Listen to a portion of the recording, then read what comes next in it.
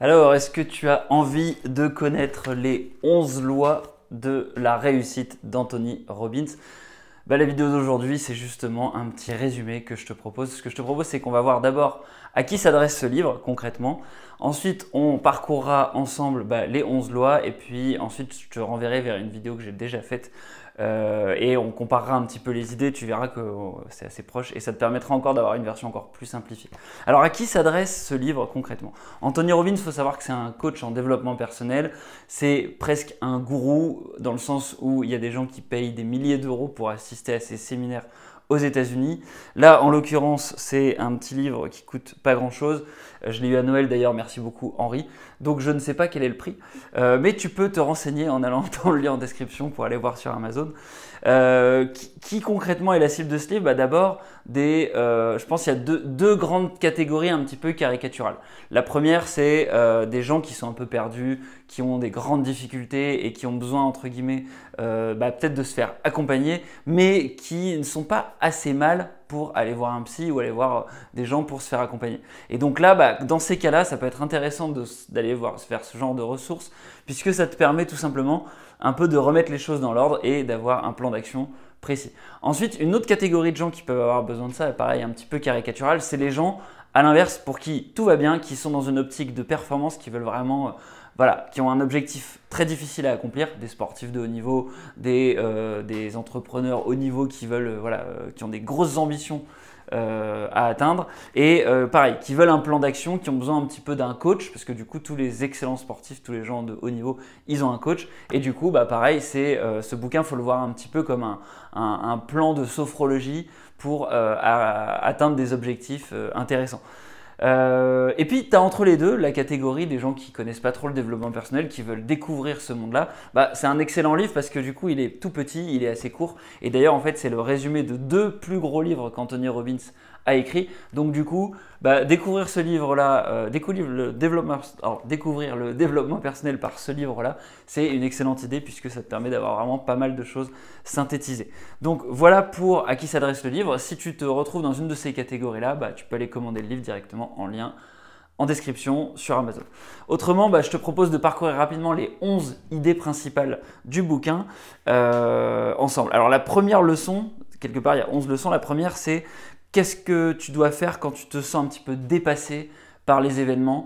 Là, la leçon que nous donne Anthony Robbins, c'est clairement d'être convaincu qu'il existe une solution, en fait, d'être convaincu qu'il existe une porte que peut-être tu n'as pas vue et que à travers cette porte-là, tu vas pouvoir mettre un plan d'action en place, persévérer, essayer davantage et tu vas devoir trouver une solution. Donc ça, c'est un peu le chapitre histoire de dire garde espoir, on va y arriver ensemble.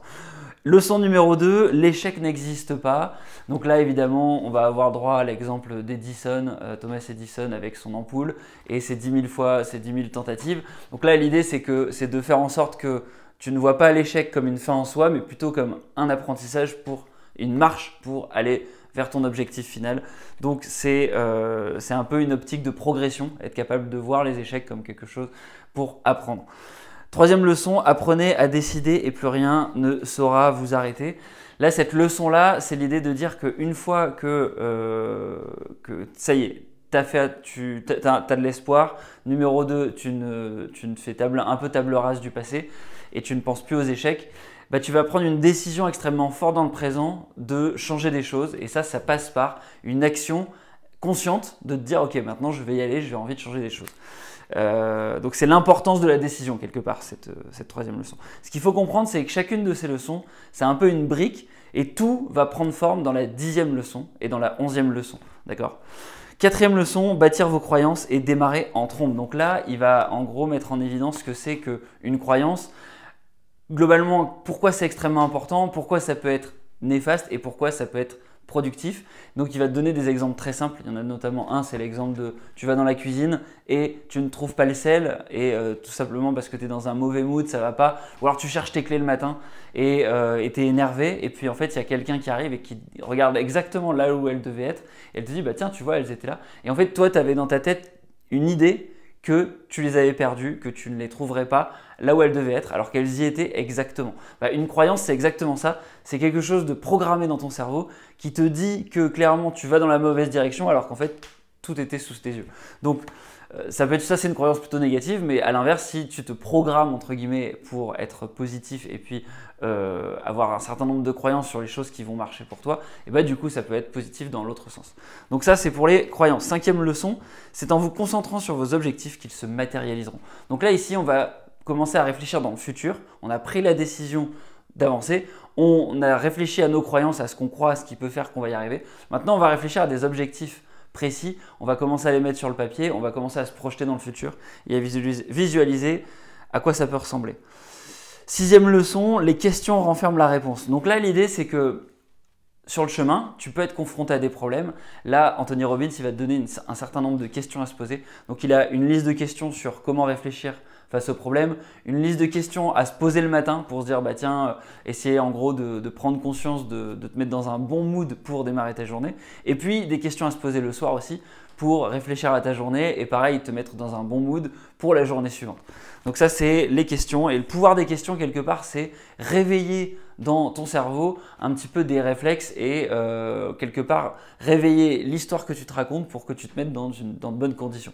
On est toujours un peu dans cette optique de conditionnement, un peu de sophrologie.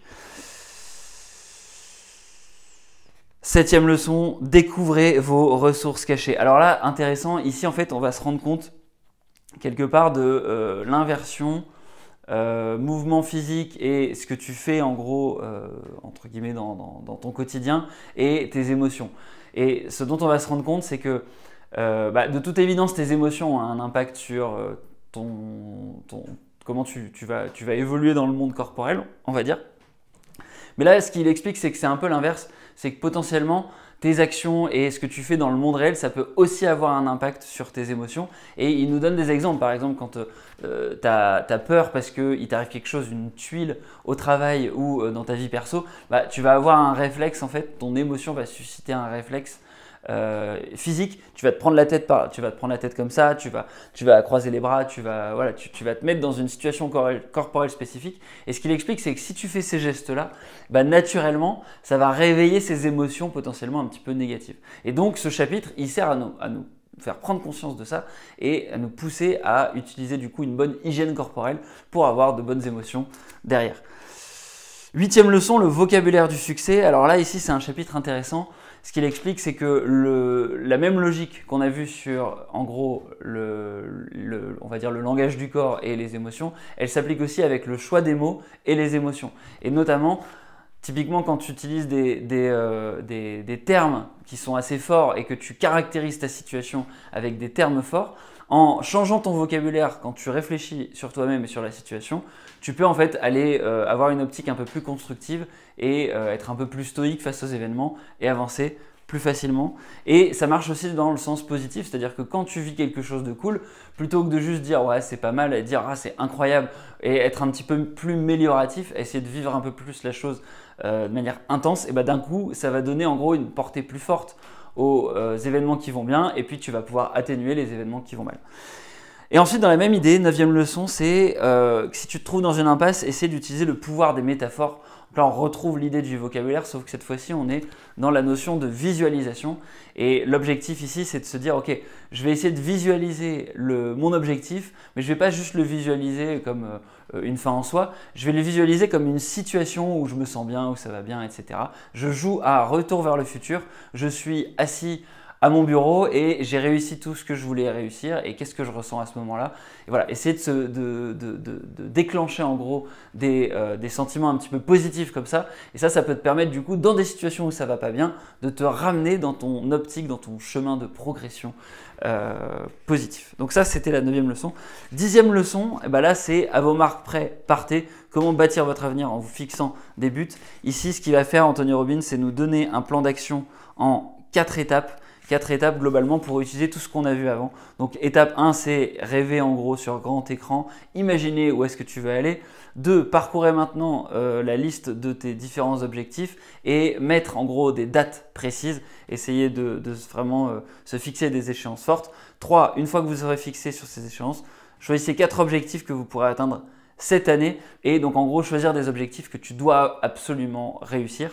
Et puis 4e étape, Après avoir élaboré ce plan d'action, posez-vous la question suivante. Quel genre de personne dois-je devenir pour atteindre mes objectifs? Donc ça, c'est super intéressant comme question. C'est une fois que tu as défini ce que tu voulais faire et avoir, tu vas réfléchir à ce que tu dois être pour y arriver. Donc c'est une réflexion un petit peu sur ton identité, qui tu dois devenir pour réussir ce que tu dois faire. Et ça, c'est intéressant parce que ça pousse vraiment un changement présent dans une optique future. Et voilà, je trouve que c'est plutôt une question intéressante à se poser. D'ailleurs, n'hésite pas à mettre en commentaire qui tu dois devenir pour réussir tes objectifs. Je pense que c'est la question clé qu'on peut retenir de ce résumé. 11e leçon, c'est un défi mental de 10 jours. Ce qu'il nous suggère ici, Anthony Robbins, c'est il nous donne différentes règles. Je ne vais pas toutes donner parce que si tu as envie de les avoir quelque part, tu peux aller voir sur le livre en te le procurant sur Amazon. Mais globalement, il propose un petit challenge sur 10 jours d'être extrêmement positif. Et si jamais en gros tu échoues sur un jour, et ben tu recommences tout. C'est-à-dire que tu repars de zéro et tu repars sur 10 jours. Donc voilà, donc c'est un livre qui est assez court, qui a des idées très simples. Juste en lisant les différents chapitres quelque part, j'ai pu te retranscrire les idées fortes. Maintenant, si tu veux aller plus loin, si tu veux découvrir les exemples, les histoires, les anecdotes, un certain nombre de plans d'action, des listes de questions, tu peux les trouver dans le livre et ça, tu peux les trouver du coup sur Amazon. Moi, je te dis à la prochaine. Ciao, ciao.